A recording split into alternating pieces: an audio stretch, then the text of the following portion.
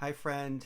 Eric here, and I want to thank you very much for downloading the Your Grieving What Now guide. I know this is so very hard for you right now as you're navigating these early days and weeks of your loss. And I remember when I lost my 15-year-old daughter Zoe, I was struggling to figure out how I was going to get support because I didn't know where it was going to come from. I struggled to figure out where I was going to feel connected with others, where I was going to feel that people understood and got what I was going through.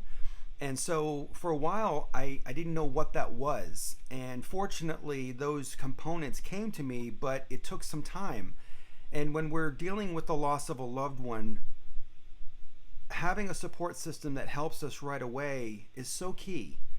And so there's three things you can do right now to help make this guide work for you, and I'd like to share those with you. The first thing is to actually download this guide and to print it out. And so you'll see a button down below that will give you the opportunity to download the guide again. But if you have it printed out, it's going to be really helpful to have it near you.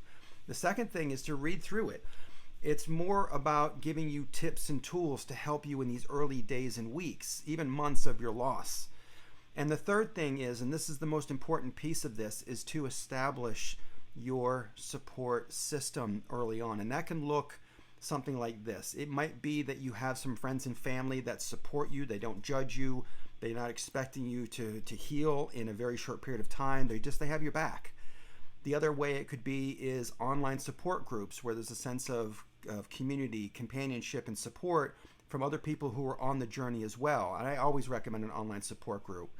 And then finally is maybe a coach or a counselor.